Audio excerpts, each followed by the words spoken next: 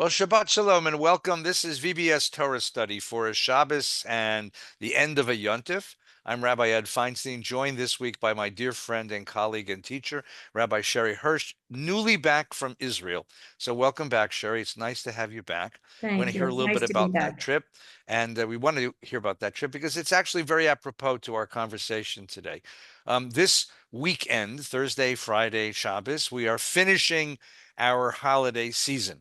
Holidays that began 40 something days ago, more than 40 days, 49 days ago, with the beginning of the month of Elul, the last month of the Hebrew calendar, and then Rosh Hashanah, 10 days of repentance and Yom Kippur, 4 days off, and then Sukkot began and the celebration of Sukkot.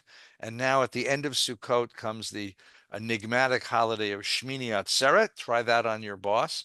And then the last day of the whole festival season, this whole holiday season, is Simchat Torah, the day when we finish the reading of Torah, roll it back to the beginning and start all over again. But of course, this year, Simchat Torah has another meaning, a very deep and powerful meaning, because Simchat Torah is the yahrzeit of the terrifying catastrophe of October 7th.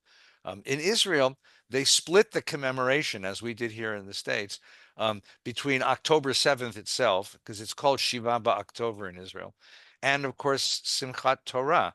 And the great question that attended, I know all the synagogues here in LA that I know, and all the synagogues across the country, and I'm sure it attended the hearts of Israelis and Israeli leaders as well, is what do we do with a holiday which is so joyous and so fun and so exuberant when it also becomes the yahrzeit of a moment so difficult, so painful, um, and so devastating, and a moment, frankly, which hasn't ended because there's still 101 hostages being held.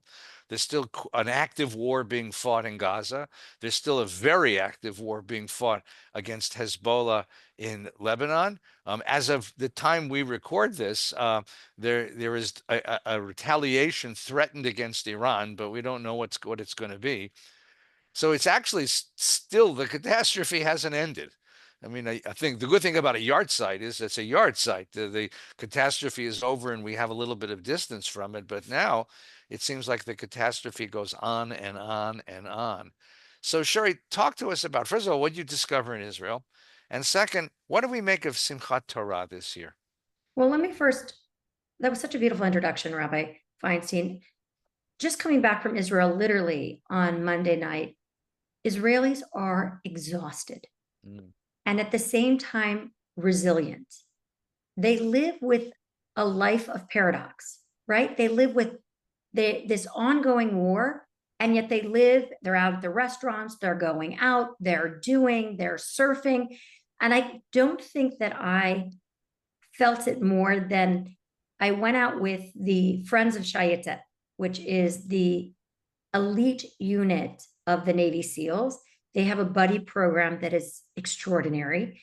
And we went surfing. And Mm. as we were surfing, 3 Black Hawk helicopters went by that were going to the south. Then we saw 2 helicopters coming back that were transporting people that were in need of medical care. And then I turned to them and asked, what happens now if we have a Seva Adom, a red alarm? They're like, we get out of the water. Mm. And it's like that is Israelis in a nutshell. They are Mhm. exhausted. It's not normal. They kept saying low hegioni, low normali. I said to my cousin, how do you get any work done? She's like, we take a bite, we go into the miklot, the shelter. Then we're there for 15 minutes, we come out. Then we start to get in a meeting, we go back into the shelter. She's like, then we continue the meeting in the shelter. Then we come out of the shelter. I think they live with a lot of paradox. And they also live each day very intentionally. Like I'm like, Sunday, let's go to Caesarea. They're like, it's Friday. We'll decide Sunday on Sunday. And what happened? There was a pagua, an incident in Caesarea in between those days. So then we weren't going to Caesarea. They Mm. live each day very intentionally. Um, they're also very much grieving. There's a lot of loss of life, and you can feel it. Mhm. You can feel it. Mhm. So that was so a lot of the question was is how do we celebrate joy For us in America, how do we celebrate joy on the simplest Torah, the same as the Yard site? And they were like, that's what we do every day. Yeah. Live What's and the so let me probe this a second because I think it's a very, very important insight. What's the source of the resilience? I think that their sense of community is unlike anything we know here in America. Hmm. They go to the army and they truly take care of one another. It's a different sense of community. We asked someone for directions and she walked us to the place.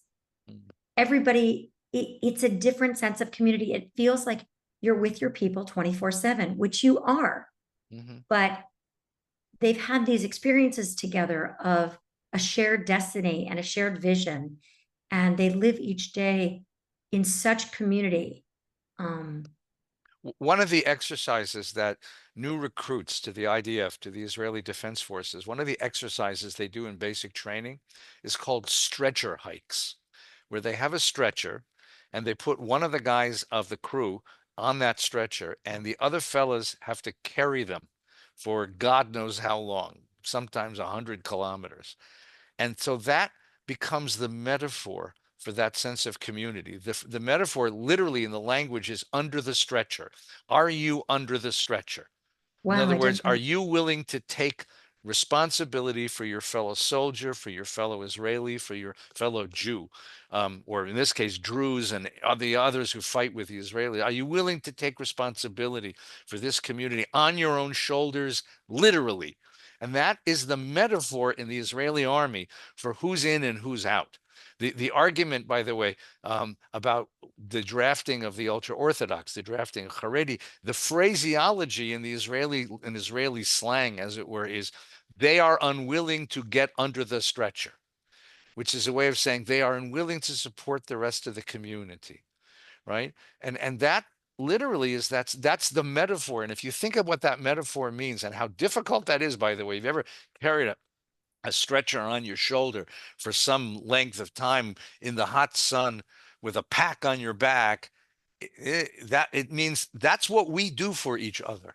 That's that sense of community. It's a very sense of obligation to one another, and it's a very lived Judaism. Hmm. Like I said to my cousin who served in Gaza, he came out for a day to see me and he had special permission. And I said, thank God that on October 7th, you were called to your base first, as were most of the soldiers, and your base was in the north. So by the time you got to the south on October 7th, it was already late, late in the day. And he looked at me like I was a crazy person. Yeah. And he said, I had the misfortune of having to go to the north and be at the base. I wasn't able to save my fellow soldiers and all the people. Like for him, it was like I Right. insulted him. Mhm. There's a deep sense of obligation. The other thing is, it is a country at war. I went to a wedding and this 8-year-old boy came up to me and he says, who are you? I thought it was so precocious and cute. And before I could answer, he said, oh, you're the cousin from Los Angeles. And I said, how do you know? He says, because you were the only one without a gun. Mm. You're the cousin from Los Angeles. And I mean, I was there over the summer, and I got to tell you that wherever we went, it meant so much to people that we were there, because there's many fewer tourists than usually fill the country. So to walk into a shop, to walk into a restaurant, you they knew immediately because of my beautiful American accent in Hebrew. But there was never a sense of resentment or exclusion. It was just, No, we're so glad you're here. there was such deep appreciation, and they kept Yeah, saying it to me everywhere I went that I almost felt awkward about it. yeah, Like I felt strange leaving. Like I felt like they're in the fight and I'm just coming for a visit. yeah. But you're definitely in a war. And someone asked me a really serious question. Would you have gone to Ukraine now in the middle of a war? And immediately I said, no. Yeah. And they're like, what's the difference? And I was like, my It's not, people. Ukraine's not home. You said Israel's it beautifully at High part of my Holidays. home, part of my Home, home. Yeah, homeland. yeah, These are my yeah. people. Right. I learned that from Yehuda Kurtzer, who's a wonderful scholar at the Hartman Institute. and he offered that, and as with you, it stuck with me so deeply that I included it in my teaching because I think it's such a useful metaphor, useful terminology, an idiom for expressing what this place means to us. So let's take the topic that you did raise just a moment ago. So Simchas Torah is here. Typically, Simchas Torah is this exuberant, joyful, somewhat loony holiday. I remember it as even as a kid, it was the day I looked forward to because every canon of synagogue behavior and decorum is thrown out. Having been now through all the holidays, especially the very deep and difficult holidays of Rosh Hashanah, Yom Kippur, to be able to come and dance with the Torah. Like the metaphor is, religion is so heavy on Yom Kippur, and on Simchat Torah we pick up the Torah and dance with it. It's light, it's full of life again. And comes this holiday, and we have a torn heart, a conflicted spirit between the grief for what happened and the joy that attends this holiday. So what was going on in Israel, and what's your thought about this now? Well, there was a real sense of it is tampered. It's not the same Simchas Torah as usual. Right. And there's a real sense that it now bears the weight of being the Yort site. And what I didn't know, Eddie, is that many people observe October 7th as the Yort site, but also people observe the day that the remains of their loved one were found as their particular Yort site. Of So I course. was at the Nova site, and there were groups of young people surrounding a particular person because they were acknowledging his particular Yort site as the day that his remains were found. Oh. So there's definitely this sense of we have to go on for them. They Mhm. wouldn't want us not to celebrate and to be joyful. But our first and most important task is to win, Mm. is to be triumphant. And that is worth celebrating. So Sinwar's termination, I was thinking of the Hebrew word, I don't know how to say it in English, was a celebration that obviously it wasn't screaming from the rooftops because we observed Jewish values of not celebrating anyone's death, but it was definitely our goal here is to win by whatever means necessary now. Mhm. Yeah, I think it's part of the whole paradox that has attended Jewish life this whole year.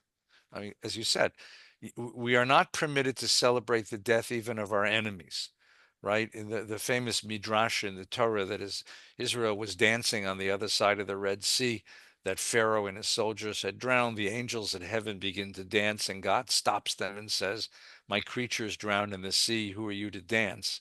That's the ethic. But on the other hand, there's obviously an impulse to do so. So you're torn both ways. There's an Right. impulse And they live with the feeling of being torn much more comfortably than we do. yeah, Right. They live with, we live with Kriya, right? We tear as symbolic of the rendering of our heart. And yeah, we wear that for the 7 days of Shiva. Maybe, right. you know, they live like that. Well, partially because they live it, because it's everywhere. I mean, when I walked through Tel Aviv, I was amazed that all the graffiti was pictures of Hirsch Goldberg Poland saying "Habaita, bring him home," and pictures of other hostages, bring them home. It's everywhere. The whole society is living this experience. Here in America, we have the opportunity, if we so want to take it, to check out for a little while and watch an American football game. The World Series is being played this weekend. You get to check out and forget about all this stuff for a little while. But there is no checking out there. You're And you're constantly right. So there is reminded. not. Right, right. I was at a Tel Aviv Poal game, if you know that's their version of the Lakers. And first it starts later because the security is so complicated, even for the people with a membership, because you can't go to the game without a membership. Unlike an entire section has special seats for every fan that's fallen. Oh. So how does it start? First, it starts with welcome to the game. Then it starts with a ceremony to acknowledge all the fans that have died in this war. Then we sing Hatikva.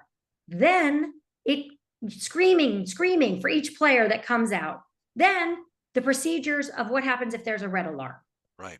right? Like that's confronting your mortality, your sense of paradox all day, every day. I Right. said, we don't need reminders in Israel because they're everywhere. In America, we need to be the reminder. Yeah, I think I want everybody to hear this because there's a little subtle thing. And I found the same thing over the summer. Any place in Israel you go where there's a gathering of people, it begins with instructions on what you do when you hear the air raid siren, right? So we were in a lecture, we were in a concert, we were even in a restaurant where the waiter comes up, introduces himself, tells us what the daily specials are, and then says, should there be an alarm, should there be an air raid siren, the shelter is this way to the left, or there's a stairwell that we go stand in. Every gathering begins with a reminder that you are in a war zone, an active war zone. So this is how the extent to which Israelis are actually living with this now. I don't know if you felt this, but in America, we talk about, well, I want to wait to visit Israel when I feel that it's safe. Yeah. I want to wait. There's no waiting there. Right. They live They there. have no choice. Right. That's life. Right. That's That life. is life. And so for Simchas Torah, for them, we're having the discussion. How do I celebrate joy with grief? They're like, business as usual. Right. But so the interesting is the opposite happened. So over the summer, groups of kids from Israel were brought to American summer camps. I was at Ramah for a day, and there was a bunch of Israeli kids who had been brought from Israel directly to Camp Ramah in Ojai, um, just to get them out of that country for a little while. And they were having the opposite effect of like not being able to understand, like, why aren't you guys more serious about this?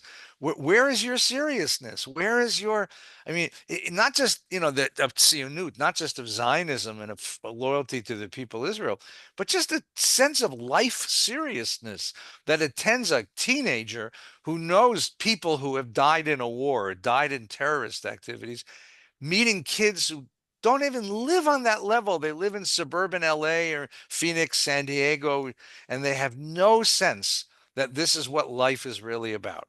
Fascinating conversations between these two groups of kids. Well, and my cousin's son and my son are the exact same age. One went to the University of Chicago and one went to Gaza, as they say, Gaza, Right. right? And you can't even, they're two different people. One is a man, and what he's seen, I mean, he slept in his boots for 3 months, never taking them off. He didn't shower for 3 months. He peed in a bottle. Like his stories, he's just not the same. My son is lovely and a great little human, but these are not apples and oranges. Right. It's a whole different experience. So the question of what happened, the question attends also rabbis here in America. Rabbis, cantors, congregational leaders are asking the same question. Should we celebrate Simchas Torah? And there are those who would say, no, we're going to call off the celebration and simply have a more somber expression of Simchat Torah. Others are saying we'll combine the bitter and the sweet. And then others are making a different claim, which is I think also legitimate. All of these are very, very legitimate. And the claim there is we have to, right? You remember that many years ago, I think it was during the first or second intifada, I get my intifadas mixed up. One of the first horrendous destructive acts of terrorism was the bombing of a discotheque in South Tel Aviv called the Dolphinarian. I Happens to remember be that. right across the street from the David Citadel Hotel. So every time I took groups of Americans, American friends, to go and visit Israel, we had to see it. You can't miss it. And it was horrendous. A terrorist went into a crowded discotheque and exploded a suicide bomb and killed many, many, many very beautiful young kids, many of whom happened to be recent immigrants from the Soviet Union. And what happened afterwards was that the kids who survived went back to the site. They built a little monument. First, it was made out of just stuff they found, and later it became a real monument with the words "Lo nafsik lirkod." We will not stop dancing. We will go on dancing. And that's become the motto as well of the survivors of the Nova Festival. What the terrorists want most of all is to steal from us the joy of life and the joy of Jewishness and the And our joy of sense our of security. and our sense. Yeah. So we're going to show them that they can't do it. That no matter what they do, they can't do it. And so, in a certain sense, the Hebrew word is dafka. Just real to show you that people are scheduling celebrations that are even more exuberant than anything we've done before. Dafka to say, you can't steal this from us. And people ask me a lot. This is my second trip that I've done to Israel since October 7th. For morale, for support, for being a witness, for a number of reasons. But people are like, how can you go? And there is a little bit of a dafka in me, which is, I need to be there. Yeah. I need to be there. And I don't know about you, but Eddie, this time leaving after October 7th, both the trip right after and this trip were so difficult for me. Right. Was unlike, I always have heartbreak leaving Israel. This time it was like, these are my people. This is my home. They're suffering and you're going back to West LA, Correct. right. It Right. felt very painful, like I was Right. doing the wrong thing. Right. So Simchat Torah, let's move for just a moment to Please. the essence of the holiday, because I think there's something really remarkable and in many ways remarkably Jewish. We're going to read the last days of Moses. And you look back now at this life, 120 years of carrying the people Israel across this wilderness. And one of the remarkable things about this life is how much of it we get to share. If you read mythology of other faiths and other cultures, heroes don't reveal their weaknesses. They're all powerful and strong, and we see them in many ways two-dimensional. But here you get a man, and we really have come to know his inner life. We really have come to feel his failures, his weakness, his frustration, his rage.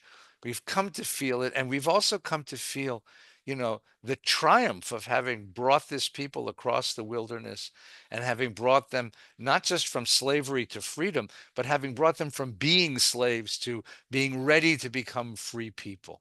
And we bring him to the end, and now he's about to die. And there's a beautiful set of midrashim, as you know, where they discuss the last days of Moses. The Torah just gives us the story in like 6 verses.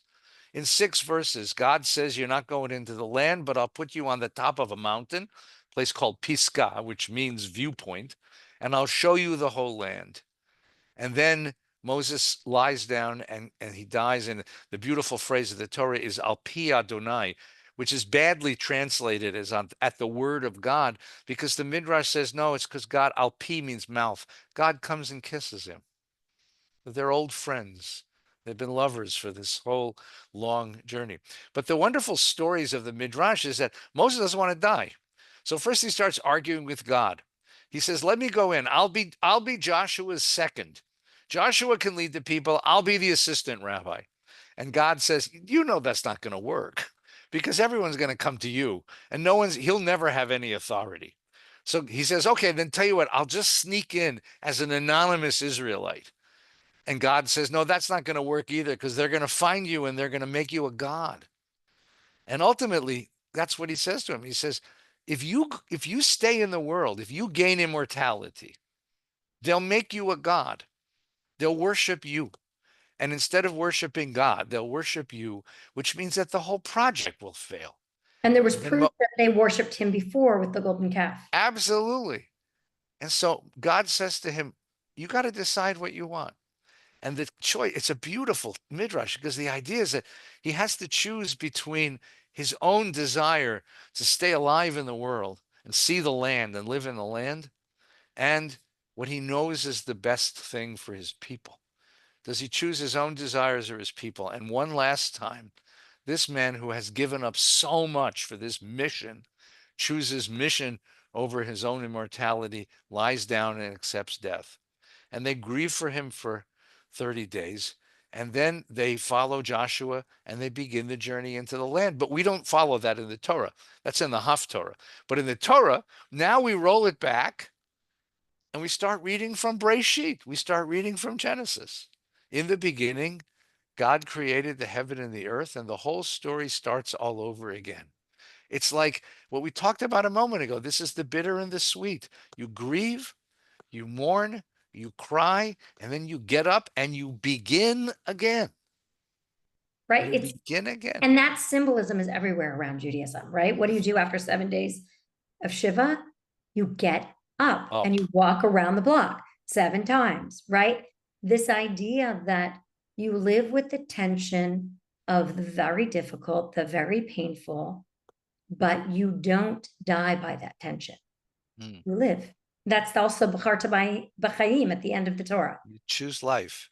But you have to know that the life you're choosing, when he says you're going to experience blessing and curse, light and darkness, evil and good, but you choose life because the bittersweetness, I've come into this idea of bittersweetness, which is really the taste of Jewish life. And you gain a flavor for it, a taste for it. Because as Kohelet taught us on Sukkot, there's a rhythm to this. There are moments of bitterness and sadness, and there are going to be moments of happiness, and you have to live them both. And both of them are living life, Hmm. right? Acknowledging the bitter as part of living a full life is what the Torah is asking us, right? Hmm. It's like to really live Simchas Torah means to acknowledge this incredibly horrific, tragic nightmare that has happened to us. Hmm. And to get up and lift the Torah once again and say, Hmm. we are Am Yisrael. We are And say part of yes. the Say yes to people. life. Yes. So I'm going to put you on the spot. So we're about to turn the Torah back to the beginning, and we're going to create the world. We're going to create man and woman. We're going to create a garden in Eden and put the man and woman in the Garden of Eden and all the animals that attend them. And then the whole story. What is it in this story, Sherry, that really sticks with you? What part of this story, these early stories of the Torah, the mythical stories, You're going to the be sort of surprised by fairy what I tale say. stories that are so beautiful and remarkable? What gathers you in? Go ahead. Well, it was something that Ben Summer, who is a scholar at JTS, once taught me. Wonderful scholar, wonderful guy. Beautiful. He actually spoke at VBS. I know he's a lovely guy. He's an amazing scholar. And he said to me, why didn't the story of the Torah begin with paradise? And why did they have to leave? Mm, And he said, because if they never felt anything other than paradise, they would find boredom and they would want to die. And I've always thought about that. Like, if you never felt all the vicissitudes of life, which goes back to what we were saying a moment ago, that doesn't make a life. mm, And that God had to expel them from paradise in order to give them the opportunity to live. Because a life of paradise is not a life. And I've right. always thought about that. And I don't even know what to do with it. I just think about it all the time. No, That, it's childhood, right? And you have to leave childhood at some point and enter into the real world. yeah, and you have to, but even more than that, entering the real world is about how we really live. Mm, It's not about the fantasy of life. yeah. And that has always just struck me as very powerful. I think that's beautiful. That's a beautiful one. I'll choose something a little bit different. Um, I think it's so the story gives us the basic fundamentals of how we look at the world, of how we look at ourselves, of what the tasks of being human are about. The first story is about God's creation of the world and the remarkable idea that each human being is created b'tselem in the image of God. In the second story, it's a reiteration of the creation story with a different emphasis. There, the human being is created to support and protect the world. God creates this garden, and he says, and he puts the man in it, and there's two verbs at the end of the sentence, le'ovda u'leshomra. To till it and tend it is the translation, to take care of it and guard it. In other words, man has entered into paradise. Man has entered into the Garden of Eden. And as he's walking in, God gives him a rake and a box of garbage bags and tells him that trash day is on Thursday. And then the next story, the very next story says, God looks into this man living in paradise and he realizes, Lo tov heyot ladam levado. It isn't right that a human being be alone. In other words, the very first narrative following the creation of the whole world is the story of love, is the deep human need for love. And God says, I made a mistake, right? God is one. I created one human being. Can't be. Can't be. Got to create, he needs a companion. So the first project is create all the animals, which I think is just delicious, right? I mean, God brings him a cocker spaniel, bah, bah, bah, bah, and and the man says, "Oh, he's adorable, but he's not my companion." And then God gives him a pussycat. And then God brings him, I don't know, a goat or a horse or a dolphin or God knows it. And I can imagine at the end of the day, God's creating weird animals like, bring it, see if he likes it, a giraffe, a flamingo, you know. And then finally, God says this ain't working. Now, the question there is really interesting. Why not? What is it? What is it that we need? What is this human need that neither an animal nor God himself? Why doesn't God come and say, I'll be your friend? Well, Right? I think that's what's interesting is that I think God thinks that Adam's enough for him. Yeah, but God's not enough for Adam Adam. doesn't think that God's enough for him. Now And think of that's this. why Eve's created. So he says, the question is, what is this human need that is not satisfied either by the presence of animals in your life, nice fluffy dog, or by the presence of God in your life? That is, the religious experience does not exhaust the human need for companionship and connection. So I was teaching this once to a group of kids. And these kids, you get all kinds of wonderful answers. They can't talk to him. So you're right. You can. Bertrand Russell, the philosopher, once said, you can tell your dog to go get your slippers, but you can't tell your dog that your parents were poor but honest, right?